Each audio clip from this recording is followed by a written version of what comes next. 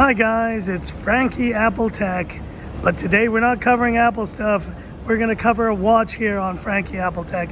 It's been a while since I've been on this channel here with the sights and sounds of Hong Kong, and I'm just in a random spot.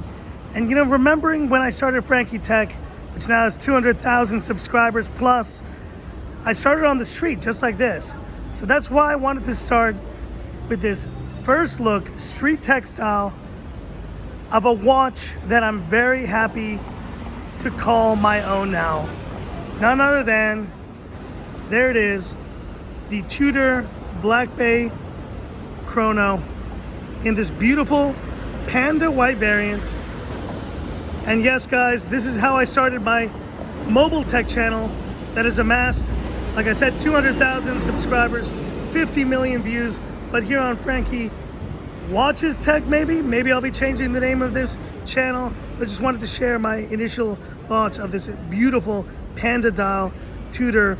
Now, let me just explain the story here, guys. I've always been into watches. My dad was a former CEO of Ball Watch Company, and my sister and my brother-in-law are in the watch world. They've always been in the auction world, and to be honest, I've seen some amazing timepieces. I've worn some amazing timepieces in my time, but recently I've just gotten into watches, and I've gotten really into them, especially with the Tudor brand. Of course, my wife, she's loving Rolex, and I love Rolex, what they do as well. But you know, for me, from a price standpoint, Rolex is a little bit just beyond what I'm capable of right now. So that's why I've gone into Tudor, and I feel like I'm not sacrificing though. Picking up this Black Bay Chrono with a Panda dial, and let me tell you, just from the feel of it. Now guys, preface this by saying a month ago I bought my first Tudor, the Black Bay GMT, and if you are interested, I will do a video on that one as well. But let me tell you, compared to that watch and this watch, we have a very unique and different look. Of course, the Tudor Black Bay GMT is very much of the Black Bay line that was launched in 2010. Yes, I've done my homework, and the GMT came out, I think, in 2018.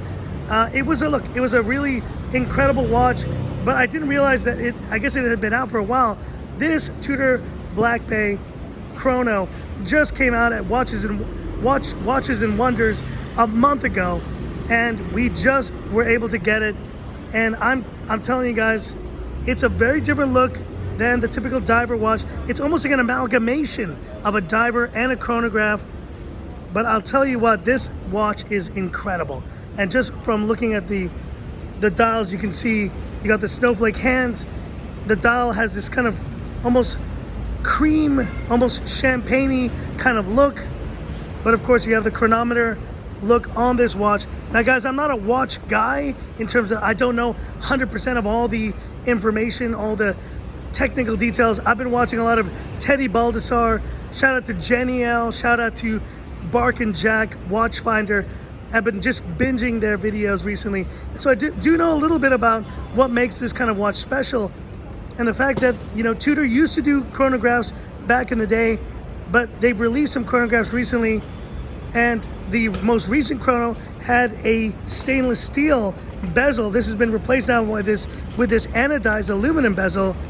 And more importantly, you have a very raised, you see there, sapphire crystal, evoking the old chronometers of the past. But I think what I love about this watch, of course, is the Panda dial. Seeing this, you know, this kind of two black eyes staring back at you, it's just a very kind of a watch full of character. It's got a lot of personality. And I think if you guys are looking for a great watch, and this is Hong Kong, by the way, guys, if you're looking for a great watch, then really, I think this Tudor Black Bay Chrono is an amazing amalgamation, like I said, of a diver and a chronograph put together. Talking about the specs, of course, we have a 41 millimeter dial, although I've seen from other videos, they say it kind of wears more like a 42 millimeter. But for me, it feels good in the hand, good on the wrist. Sorry, I'm coming from a mobile tech world where we say good in the hand when we're using a phone. But in this case, it's on the wrist. Now, my wrist itself is actually 180 millimeters, so I have a pretty thick wrist, and you can see how the 41 millimeter, just looks perfect on my wrist. And I think it could work on maybe slightly smaller wrists as well. Now we got a power reserve of 70 hours on this, and this is using essentially what is the Breitling B01 movement, but they are sharing movements between Breitling and Tudor, what I understand.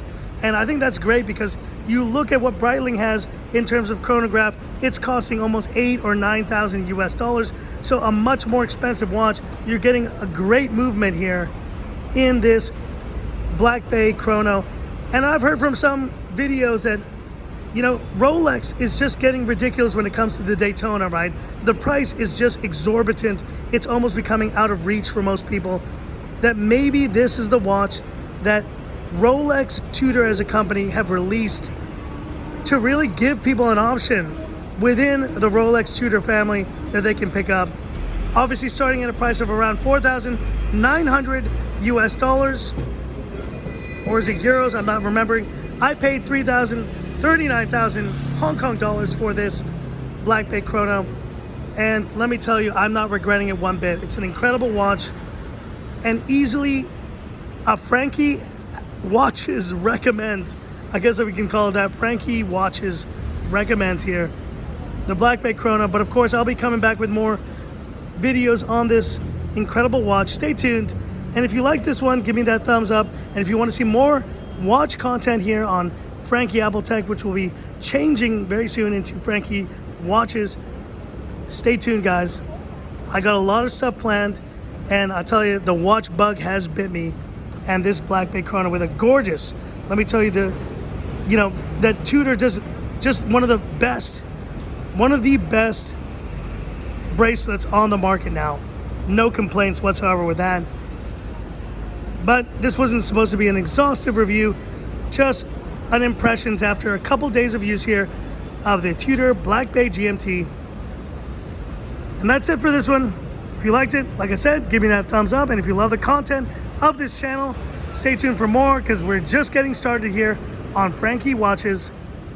And this is where I leave you by saying, this is Frankie Watches saying, time's up.